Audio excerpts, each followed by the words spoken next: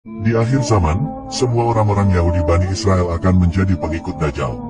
Ketika Dajjal muncul, orang-orang Yahudi sangat bahagia sebab Sang Mesias yang mereka nantikan selama ini telah datang untuk menolong mereka. Di dalam agama Islam, Dajjal dikenal sebagai manusia yang buruk rupa dan buruk perilakunya. Dajjal memiliki mata sebelah yang buta, dan di antara kedua matanya terdapat tulisan kafir. Kemunculan Dajjal kelak juga akan membawa fitnah besar di akhir zaman. Menjelang hari kiamat, Dajjal kelak akan muncul seraya membawa tipuan kenikmatan, yang mana dengan hal itu membuat banyak manusia tertarik menjadi pendukungnya. Dajjal juga membawa cobaan terdahsyat bagi tiap insan yang belum pernah ada sebelumnya. Kemunculan Dajjal juga merupakan salah satu tanda dari terjadinya kiamat besar. Dajjal akan menapaki muka bumi dengan menyebarkan kerusakan di mana-mana. Makhluk ini akan meneror orang-orang beriman serta mengalihkan mereka agar kufur kepada Allah. Abu Hurairah meriwayatkan bahwa Rasulullah pernah bersabda, "Sejak Allah Subhanahu wa Ta'ala memperbanyak keturunan Adam alaihissalam, belum pernah ada fitnah di bumi sebesar fitnah Dajjal. Setiap nabi yang diutus oleh Allah pasti mengingatkan umatnya dari Dajjal. Aku adalah nabi terakhir, dan kalian adalah umat terakhir. Dajjal pasti akan muncul di tengah kalian." Hadis riwayat Ibnu Majah. Kegelisahan Nabi Muhammad itu disebabkan oleh umat manusia yang diterpa sejumlah musibah berat, dan keadaan bumi akan dilanda kekeringan serta kelaparan hebat. Sehingga, hal ini memungkinkan menjadi faktor umat manusia berbondong-bondong menjadi pengikut Dajjal. Dalam riwayat dari Abu Umamah, Rasulullah bersabda, "Sejak 3 tahun sebelum munculnya Dajjal, manusia akan ditimpa berbagai cobaan berat, salah satunya adalah bencana kelaparan. Pada tahun pertama, Allah memerintahkan langit untuk mengurangi turunnya hujan sampai sepertiga. Allah juga memerintahkan bumi untuk mengurangi tumbuh-tumbuhannya sampai sepertiga. Di tahun kedua, Allah memerintahkan langit untuk mengurangi turunnya hujan sampai 2/3. Dia pun memerintahkan bumi untuk mengurangi tumbuh-tumbuhannya sampai 2/3. Pada tahun ketiga, Allah memerintahkan langit untuk tidak menurunkan hujan sama sekali. Dia juga memerintahkan bumi untuk tidak menghasilkan tumbuh-tumbuhan hijau sama sekali. Dengan demikian, orang-orang yang susah penghidupannya pasti binasa, kecuali jika Allah berkehendak lain."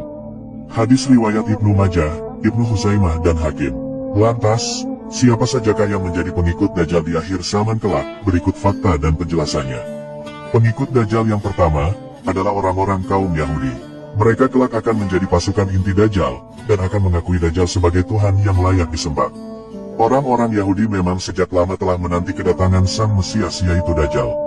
Nabi Muhammad pernah bersabda, kaum Yahudi Asbahan akan mengikuti Dajjal sebanyak 70.000 orang, mereka memakai pakaian tailasah. Hadis riwayat Muslim. Pengikut Dajjal yang kedua adalah para kaum wanita. Kelak, akan banyak pengikut Dajjal yang berasal dari golongan kaum wanita.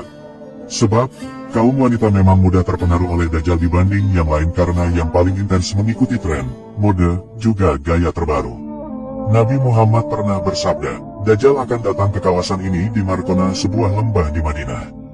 Dia datang dari Taif.